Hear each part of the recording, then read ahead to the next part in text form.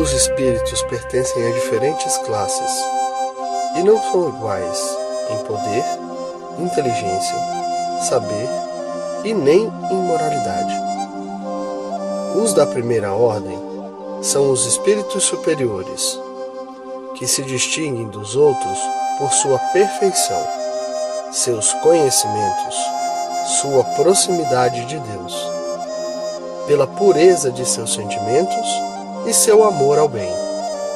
São os anjos ou espíritos puros. Os das outras classes não atingem ainda essa perfeição. Os das classes inferiores são inclinados à maioria das nossas paixões: o ódio, a inveja, ao ciúme, ao orgulho. Eles se satisfazem no mal. Entre eles há os que não são nem muito bons, nem muito maus. São mais trapaceiros e impuros do que maus. A malícia e a irresponsabilidade parecem ser sua diversão. São os espíritos desajuizados ou levianos. Os espíritos não pertencem perpetuamente à mesma ordem. Todos melhoram ao passar pelos diferentes graus da hierarquia espírita. Esse progresso ocorre pela encarnação, que é imposta a alguns como expiação e a outros como missão. A vida material é uma prova que devem suportar várias vezes, até que tenham atingido a perfeição absoluta. É uma espécie de exame severo ou de depuração, de onde saem mais ou menos purificados. Ao deixar o corpo, a alma retorna ao mundo dos espíritos, de onde havia saído, para recomeçar uma nova existência material, depois de um período mais ou menos longo, durante o qual permanece no estado de espírito errante. O espírito deve passar por várias encarnações. Disso resulta que todos nós tivemos muitas existências e que ainda teremos outras que, aos poucos, nos aperfeiçoarão, seja na Terra, seja em outros mundos. A encarnação dos espíritos se dá sempre na espécie humana. Seria um erro acreditar que a alma ou o espírito pudesse encarnar no corpo de outro animal. As diferentes existências corporais do espírito são sempre progressivas e o espírito nunca retrocede. Mas o tempo necessário para progredir depende dos esforços de cada um para chegar à perfeição. As qualidades da alma, isto é, as qualidades morais, são as do espírito que está encarnado em nós. Desse modo, o homem de bem é a encarnação do bom espírito, e o homem perverso a de um espírito impuro. A alma tinha sua individualidade antes de sua encarnação e a conserva depois que se separa do corpo. Na sua reentrada no mundo dos espíritos, a alma reencontra todos aqueles que conheceu na Terra, e todas as suas existências anteriores desfilam na sua memória como uma lembrança de todo o bem e de todo o mal que fez. O espírito, quando encarnado, está sob a influência da matéria. O homem que supera essa influência, para a elevação e pela depuração de sua alma, aproxima-se dos bons espíritos, com os quais estará um dia. Aquele que se deixa dominar pelas más paixões e coloca todas as alegrias da sua existência na satisfação dos apetites grosseiros se aproxima dos espíritos impuros, porque nele predomina a natureza animal. Os espíritos encarnados habitam os diferentes globos do universo.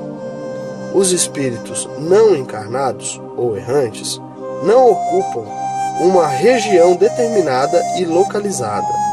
Estão por todos os lugares, no espaço e ao nosso lado, vendo-nos numa presença contínua. É toda uma população invisível que se agita ao nosso redor. Os espíritos exercem sobre o mundo moral e o mundo físico uma ação incessante. Eles agem sobre a matéria e o pensamento e constituem uma das forças da natureza, causa determinante de uma multidão de fenômenos até agora inexplicável ou mal explicada e que apenas encontram esclarecimento racional no Espiritismo. As relações dos espíritos com os homens são constantes. Os bons espíritos nos atraem e estimulam para o bem, sustentando-nos nas provações da vida e ajudando-nos a suportá-las com coragem e resignação. Os maus nos sugestionam para o mal. É um prazer para eles nos ver fracassar e nos assemelharmos a eles. As comunicações dos espíritos com os homens são ocultas ou ostensivas. As comunicações ocultas ocorrem pela influência boa ou má que exercem sobre nós sem sabermos. Cabe ao nosso julgamento discernir as boas das más inspirações. As comunicações ostensivas ocorrem por meio da escrita, da palavra ou outras manifestações materiais, muitas vezes por médiuns que lhes servem de instrumento. Os espíritos se manifestam espontaneamente ou por evocação. Podem-se evocar todos os espíritos, tanto aqueles que animaram homens simples, como os de personagens mais ilustres, qualquer que seja a época em que viveram. Os de parentes, amigos ou inimigos, e com isso obter, por meio das comunicações escritas ou verbais, conselhos e ensinamentos sobre sua situação depois da morte, seus pensamentos a nosso respeito, assim como as revelações que lhes são permitidas nos fazer. Os espíritos são atraídos em razão de sua simpatia pela natureza moral, do ambiente em que são evocados. Os espíritos superiores se satisfazem com reuniões sérias, em que dominam o amor pelo bem e o desejo sincero de receber instrução e aperfeiçoamento. A sua presença afasta os espíritos inferiores, que, caso contrário, encontrariam aí livre acesso e poderiam agir com toda a liberdade entre as pessoas levianas, ou guiadas somente pela curiosidade. Em todos os lugares onde se encontram maus instintos, longe de obter bons conselhos, ensinamentos úteis, devem-se esperar apenas futilidades, mentiras, gracejos de mau gosto ou mistificações, visto que, frequentemente, eles tomam emprestado nomes veneráveis para melhorar e induzir ao erro. Distinguir os bons dos maus espíritos é extremamente fácil. A linguagem dos espíritos superiores é constantemente digna, nobre, repleta da mais alta moralidade, livre de toda paixão inferior. Seus conselhos exaltam a sabedoria mais pura e sempre têm por objetivo nosso aperfeiçoamento e o bem da humanidade. A linguagem dos espíritos inferiores, ao contrário, é inconsequente, muitas vezes banal e até mesmo grosseira. Se por vezes dizem coisas boas e verdadeiras, dizem na maioria das vezes coisas falsas e absurdas, por malícia ou por ignorância. Zombam da credulidade e se divertem à custa daqueles que os interrogam ao incentivar a vaidade, alimentando seus desejos com falsas esperanças. Em resumo, as comunicações sérias, no verdadeiro sentido da palavra, apenas acontecem nos centros sérios, cujos membros estão unidos por uma íntima comunhão de pensamentos, visando ao bem.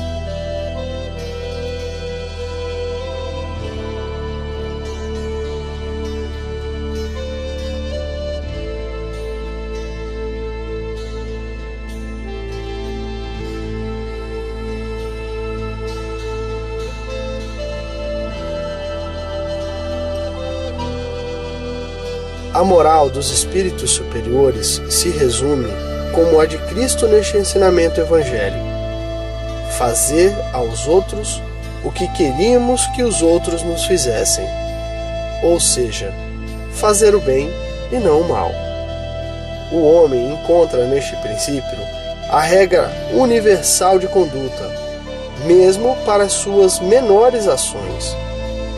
Eles nos ensinam que o egoísmo, o orgulho e a sensualidade são paixões que nos aproximam da natureza animal, prendendo-nos à matéria, que o homem que se desliga da matéria, já neste mundo, desprezando as futilidades mundanas e amando o próximo, se aproxima da natureza espiritual, que cada um de nós deve se tornar útil segundo as capacidades e os meios que Deus nos colocou nas mãos para nos provar que o forte e poderoso devem apoio e proteção ao fraco, pois aquele que abusa de sua força e de seu poder para oprimir seu semelhante transgride a lei de Deus.